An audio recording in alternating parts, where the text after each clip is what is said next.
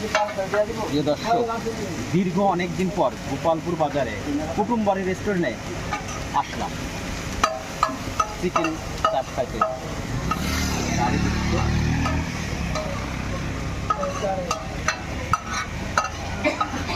ভাই চাপ কত করে চলতেছে এখন? আর রুটি, নান রুটি? নান 30 টাকা, নান 40 টাকা। এমনি পরোটা কত করে? পরোটা আছে আপনাদের এখানে? না, এখানে পরোটা নেই। বুঝতে পারছি। গ্রিল কটার কত করে রাখতেছেন? কটার 120? কম নাই। এখানে যে গরুর মাংস ছিল, তারপরে বিরিয়ানি শেষ হয়ে গেছে আগে আগে। এই যে আপনারা দেখেন এখানে মেয়োনিজ দিচ্ছেন। এই মেয়োনিজটা তো নিজেদের বানানো না? মেয়োনিজটা তো নিজেদের হাতেই বানানো, কিনে আনা। এই যে এখানে রোস্টও প্রায় শেষের পথে।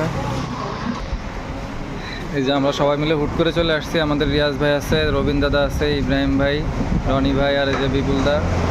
আমরা সবাই ওয়েট করতেছি আমাদের খাবারের জন্য। হঠাৎ করে চলে আসার কারণ আছে। আমাদের ছোট ভাই ইব্রাহিম, তার সামনে বিয়ে হবে, সেই উপলক্ষে সে গোপালপুর নিয়ে আসছে। কিন্তু তার সুবাদে তারই এক বন্ধু এই খাওয়াটা দিচ্ছে। রনি ভাই তুমি কিছু বলো।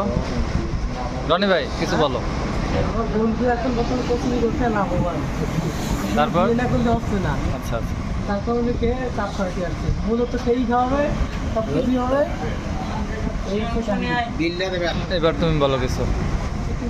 আমার বন্ধু বড় ব্যবসায়ী নিয়ে আসছে, এখন খাওয়া দাওয়া করবো। রিয়াজ ভাই আপনি কিছু বলেন এবার।